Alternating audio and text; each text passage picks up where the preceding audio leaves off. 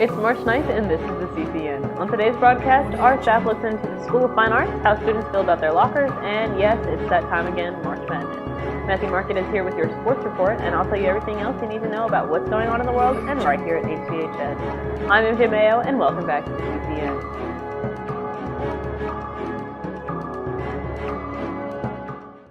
Good morning and welcome back to another week of the CCN. I'm MJ Mayo, flying solo this week, so let's kick things off with your morning announcements. The next Leo Club meeting will be at 7:30 a.m. Friday in Green 202. There will be a blood drive March 30th in the auxiliary gym for those 16 and older. Fruition slips can be obtained from any health science teacher and are to be returned to Mrs. Bailey in Tech 217, Sydney Dills, or Gabby Grass. For more information, contact Mrs. Bailey or Gabby Grass. For seniors seeking scholarship opportunities, please see your PLT teacher or your unit desk for more information and applications. That's it for your morning announcements. Now Dorothy Jordan would like to share what she found out about the School of Fine Arts to be offered here next year. Dorothy? This week on the CCN, we're going around to talk to teachers and students about the fine arts. So what role do you play in the School of Fine Arts? I do visual art. And how did you come to be in that role? I've always loved art, and I've been doing it since I was little, and I want to do something with my life. And how did you get into the School of Fine Arts? I talked to Mr. Eatonson and I auditioned. There you go.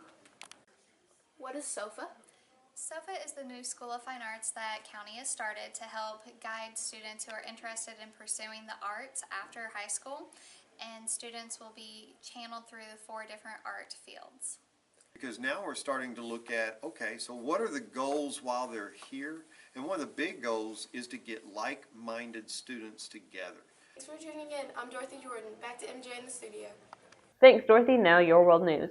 President Donald Trump's revised travel ban will temporarily halt entry to the U.S. for people from 6 Muslim-majority nations who are seeking new visas, though allowing those with current visas to travel freely, according to a fact sheet obtained Monday by the Associated Press.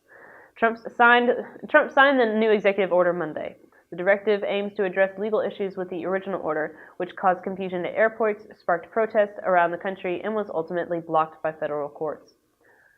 Mumbai witnessed girl power at its brightest and strongest as over 800 ladies turned up to compete in an all-women's car rally on Sunday. The flag-off took place at 8 a.m. at Hotel Sahara as one after the other, over 260 freshly painted and decorated cars set off on their 150-kilometer quest for glory. The rally, organized by Western India Automobile Association for the 3rd year in succession to mark International Women's Day, is primed to create road safety awareness for ladies. The winner was facilitated at a grand awards function yesterday on International Women's Day. The Women's March on Washington galvanized women across the globe and gave voice to a rising political force on a history-making day. More than 2 million people took to the streets in Washington, D.C. and cities small and large on January 21st to protest a new administration they fear will roll back civil, human, and reproductive rights. Yesterday, International Women's Day, the organizers behind the January March planned a showing of economic solidarity in walkouts, rallies, and marches dubbed A Day Without a Woman. Next up, Tyler Sandifer gives you the lowdown about lockers. What is their use in HCHS anymore? Hi, I'm Tyler. This is CCN. Today we're going to talk about lockers. How often do you use your locker? Never. None. Never. Every 2-3 classes. Do you think we need lockers throughout the hallways? I think a lot of people do use them, even though, I know I don't, my sister doesn't, but it's good for people to have them in case they do use them. No. Yes, I do think that. No, because pretty much every student in high school carries around a backpack, so they carry all their stuff with it too. Because my friend Sophie, I see her all the time, and she walks up to her locker and gets all her stuff. And then I'll see people go into their lockers because people have 5 or 6 textbooks if they're in advanced classes. I only have 1, so I don't have to use my locker. Sometimes people can't carry all their books in their backpacks, so they have to have somewhere to store it when they're not using them. Because nobody uses them. If we're allowed to carry bags, then we shouldn't have to have lockers. Thanks for the people that talk about their lockers. And now back to the studio. Thanks, Tyler. Now Matthew Market is here to talk to you about sports. Hey there, County. This is Matthew Market bringing you sports. Washington State's wide receiver John Ross beat Chris Johnson's 40-yard dash time. John Ross beat it with a 4.22. Chris Johnson held this record for 7 years. The NCAA men's basketball bracket will be finalized March 12th at 5:30 p.m. on ESPN.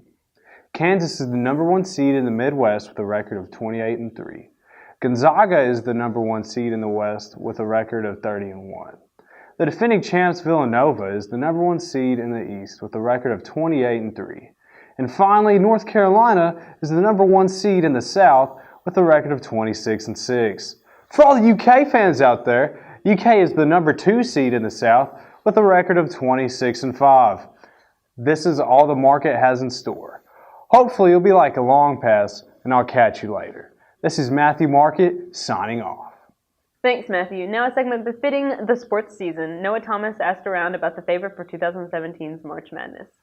Hi, I am Noah Thomas, and this week on the CCN I am interviewing people about March Madness. What is March Madness? March Madness is a college basketball event that is held in March, and I think it's the best basketball event that's held throughout professional and college basketball. And it's a tournament between the top college basketball teams and to see who's the best. And I mean, it's only a 1-game thing, so if you lose, you're out. And so it's something that could be luck. So, What he says, the greatest tournament to watch. Do you enjoy watching it? A lot. yeah. Do you have any predictions for this year's? Kentucky Wildcats all the way. Louisville. Just for that. What is March Madness? It's a basketball tournament in March with all the colleges, like basketball college students. Why do you like it? I like March Madness because, one, it's very entertaining for me, and you get to see a little competition, and there's also a little betting going on. And do you have a prediction for this year? No, I don't have a prediction. I just say the field's even. Thank you for answering our questions. Now back to the studio.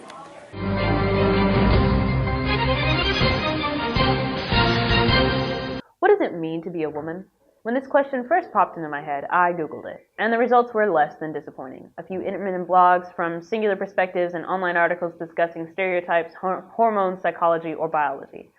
How is it that such a powerful, intricate, and varied group of people were condensed into such sterile categories with little to no mention of what lies beneath these things? I had stumbled across a question that had no definitive answer, a question that I realized is nearly absent from our current world conversations. Then I looked around to determine what it meant to be a feminist, which is a scary word to use in this school. I've personally been combated against for calling myself a feminist because of what the movement stands for today. But the movement isn't a movement against men. It's a movement for women. It's for equality. A feminist is a person who believes in the political, economic, and social equality of the sexes. We're not all hardcore, and I understand that is the reputation we sometimes have. But I promise, if you took the time to look into the movement for equality organized by women, then you'd be a feminist too. That's our show for the week. I look forward to seeing you all again next week, same time, same channel. I'm NJ Mayo, signing off for the CCN.